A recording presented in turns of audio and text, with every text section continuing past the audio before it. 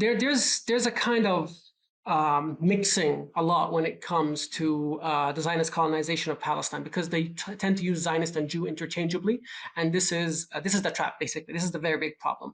No Palestinian would deny that there's Jewish history in Palestine. I mean, up until the Balfour Declaration, afterwards, you could not distinguish, Palestinian Jews from Palestinian Christians from Palestinian Muslims. One of our most famous festivals is called the Nebi Rubin, which is the prophet Reuben, which is a Jewish prophet, and it was like a big festival in Palestine, which ceased to be celebrated after the Nakba.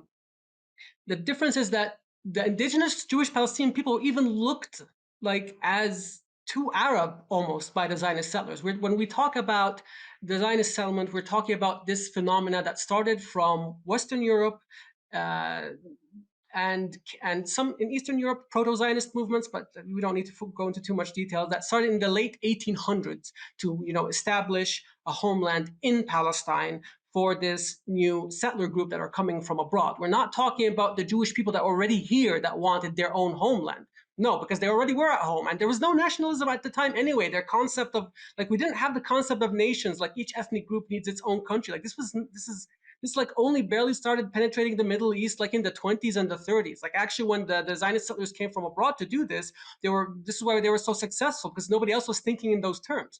When they started like purchasing tracts of land to have these like little exclusive settlements and colonies, and they called them colonies at the time, by the way. It's like, this is not our language. If you actually go back to the language of the original Zionist settlers from the late 1800s, colonialism was not a taboo. Like actually they justified them being more deserving of Palestine was because they are settlers. They want to bring civilization to the Middle East. They actually, like, verbatim, they said it's a bulwark against barbarism and against the Asiatic hordes. Like, this is literally the same language used by blood and soil ethno-nationalists in Europe at the time, and that's where the ideology of Zionism originated. So when we say that Zionism is colonialism, it's because this like subset. By the way, Zionism at the time was not accepted worldwide by all the Jewish people of the world. This was a small group of Jewish people worldwide who accepted this, and it's known that especially leftist and socialist and communist Jewish people around the world, they were against this idea of like this ethno-state. So yeah, and so when we talk about Zionism as colonialism, we're talking about this specific group that came in under the shadow of the English bayonet, and they came under the sponsorship of the British to establish an imperialist outpost that would be supportive of the West and the British, and that's the only reason it exists nowadays anyway. And to add, it's always just sorry. And to add, it's kind of important to say, this rhetoric used to be more publicly acceptable. The first settlers did not show up saying that falafel is Israeli and wearing a kufiya with like the colors of the Israeli flag and doing all these things that we're seeing today.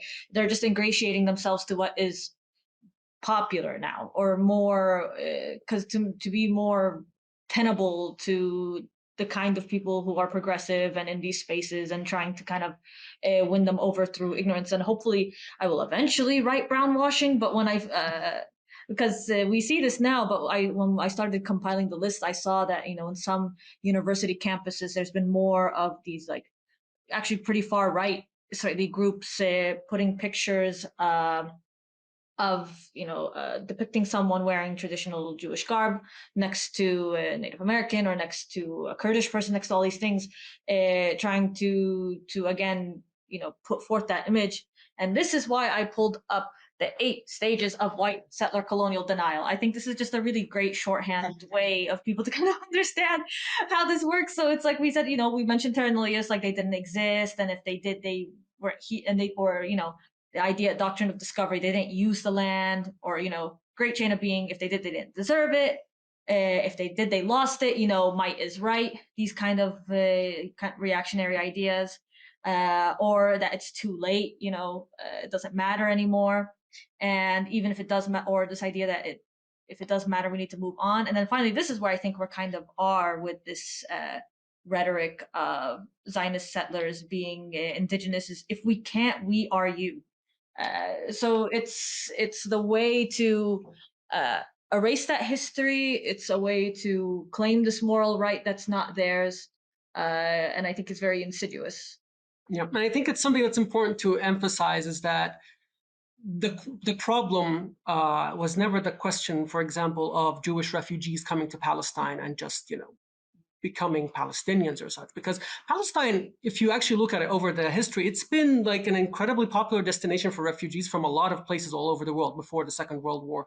We have we have an Armenian quarter, we have a Sudanese quarter, we have Indian Palestinians, we have all these kinds of, every pilgrim that came to Palestine and chose to stay, they're welcome. We have Bosniak Palestinians, but the difference is that they consider themselves Palestinians. They integrated themselves. The difference with the Zionist movement that came is that they never wanted to integrate. Like one of the Zionist founders, Asushkin, said, "We are here to be the landlords," like verbatim. Like he's not here to become part of the population. And that was never the issue, even before the Nakba.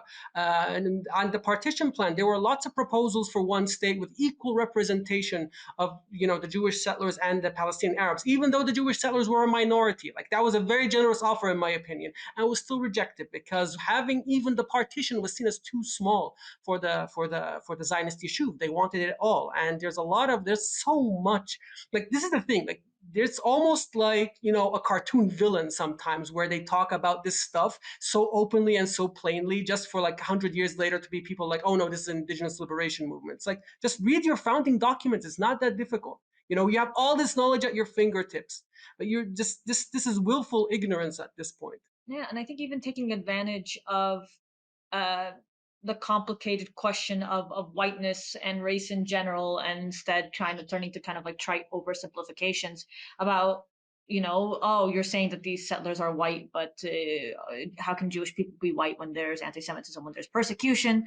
Taking advantage of how obviously when they were marked for death during the Holocaust, Jews were not seen as white to the Nazi project, but kind of obscuring or limiting the ways which over time, for example, in the US, they became absorbed into whiteness, I would argue, because of Zionism, because they were appealing to American conceptions of sovereignty and American colonial doctrine and American ideas of taking over a land via violence. Yeah, they call themselves pioneers, literally. Like they wanted to tame the land. Like literally they used that and they compared it to the Red Indians. Like literally. It's so obvious and so open. Like So of course I think we can't even fully understand Zionism without understanding the colonization of the Americas.